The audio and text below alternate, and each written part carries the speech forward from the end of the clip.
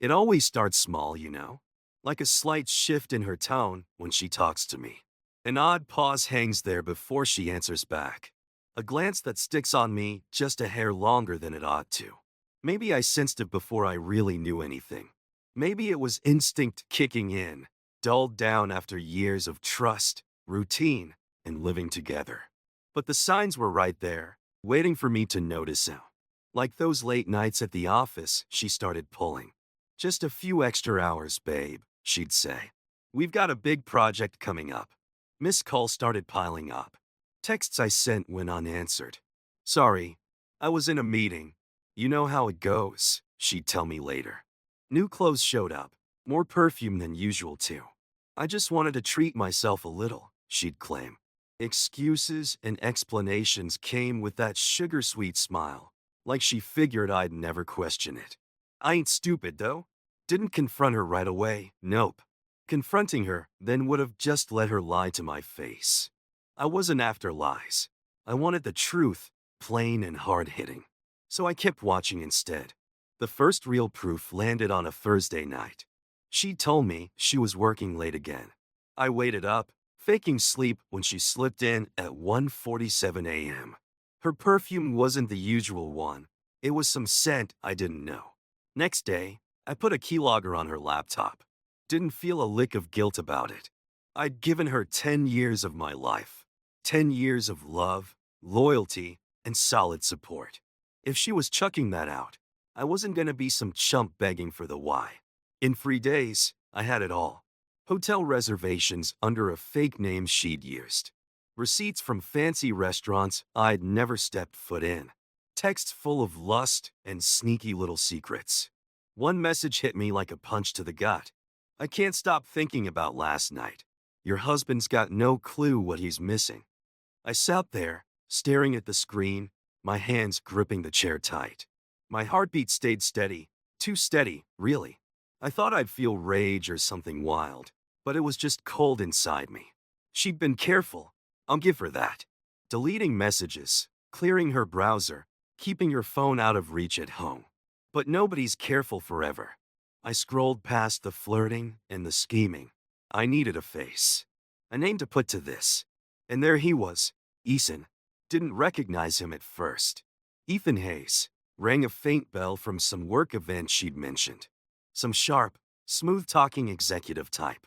Guy probably thought a wedding ring was just for show. I pulled up his photo.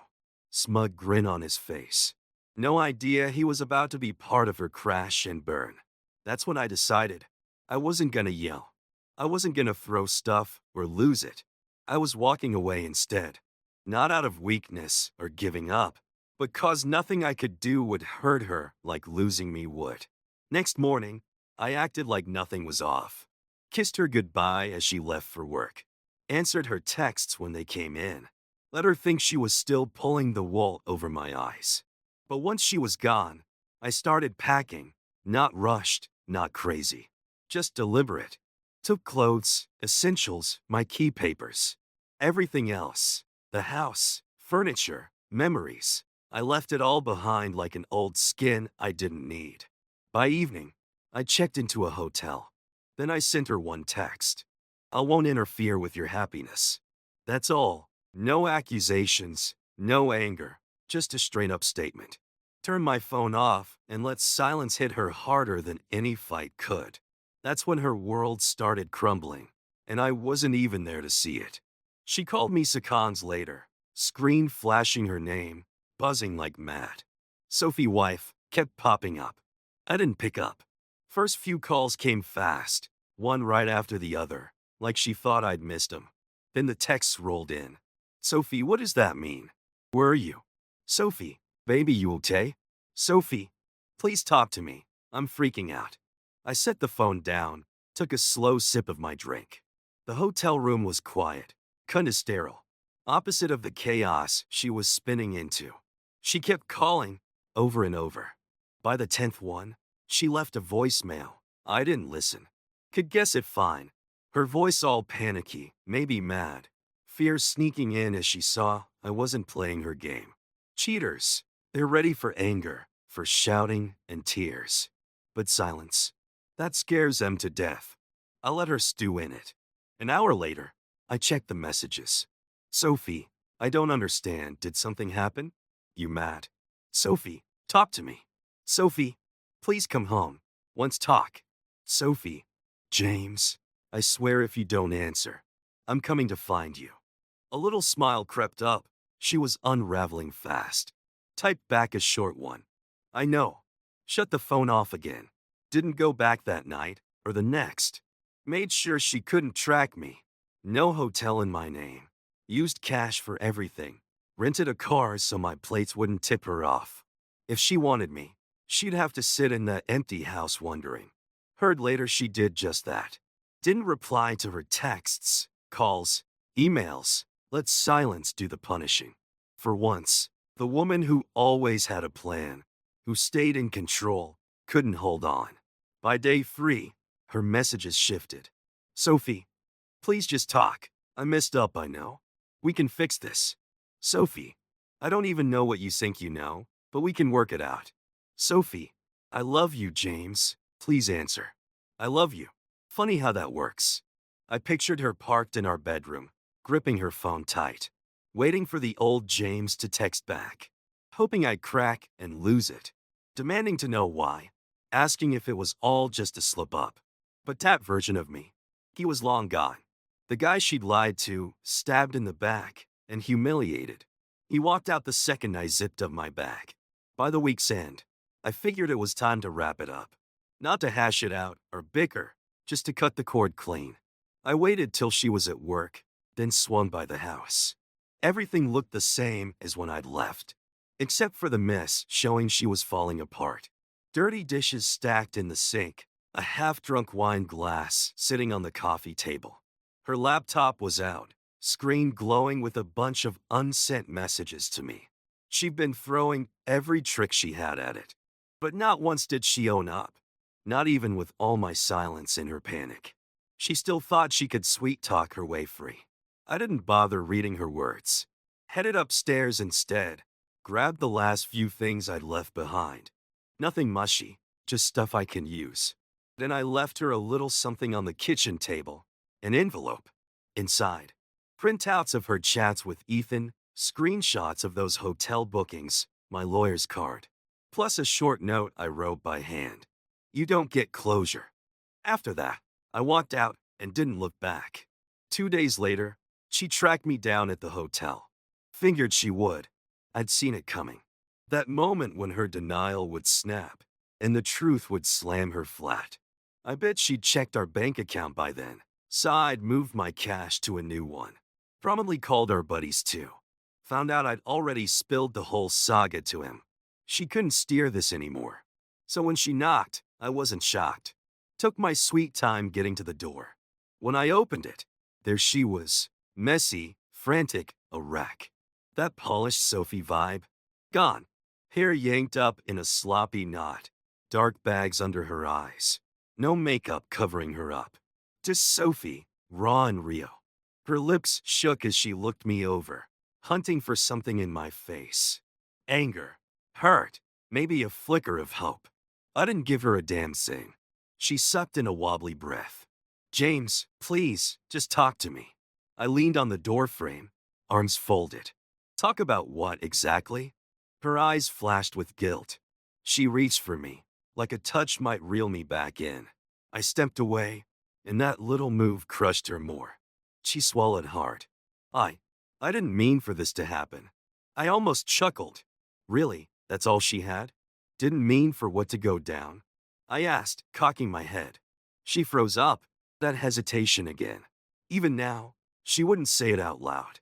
Still waiting for me to lay it out first, so she could twist in her way. Thought she could keep running the show. She was dead raw. I let out a slow breath. If you can't even admit it, why'd you come? Her fists clenched up. You left me. There was not, I'm sorry, not, I nest you over. Just pointing the finger. I let the quiet hang there, watching her fidget. She swiped in her eyes, mad. I just needed something I wasn't getting from us. I felt zilch, nothing stirred in me. She wanted me to blow up, to hurt, maybe beg a little. But she'd already broken everything worth breaking. I kept my voice steady. And now you've got it. So why are you standing here? Her breath snagged. Because I lost you, she said, like it was hitting her fresh right then. Like she'd just figured out she swapped something real for a cheap rush. Could have unloaded on her then. How her cheating ripped me open. How I'd laid awake nights wondering how I missed it.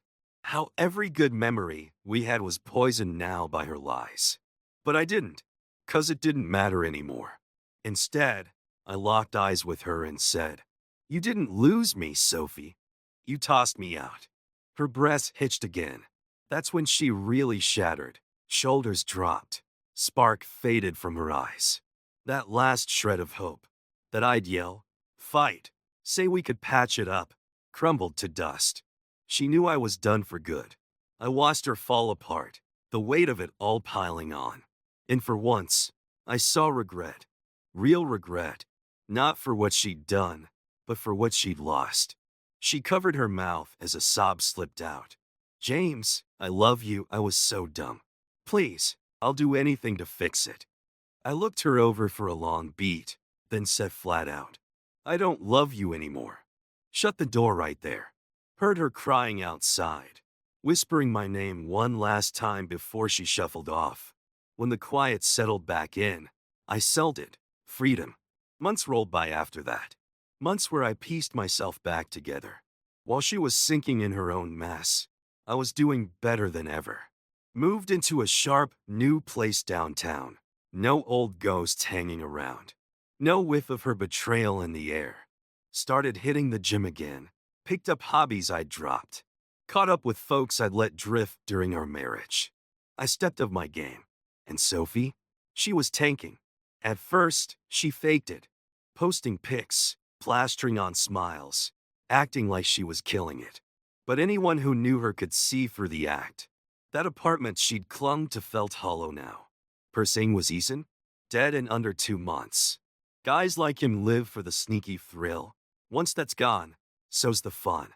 She wasn't the hot secret anymore, just a woman who dished her husband.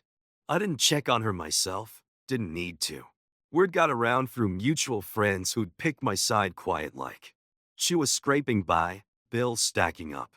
Turns out, she'd gotten real cozy with my steady paycheck, and Ethan didn't care to pick up the tab for her. She started hitting the bottle harder. A buddy of mine said he spotted her at some bar, all by herself, just staring at her phone, looking like she didn't know where she was. She gave dating a shot after that, but nothing took root. No guy wanted to step up as the rebound after the husband she'd screwed over.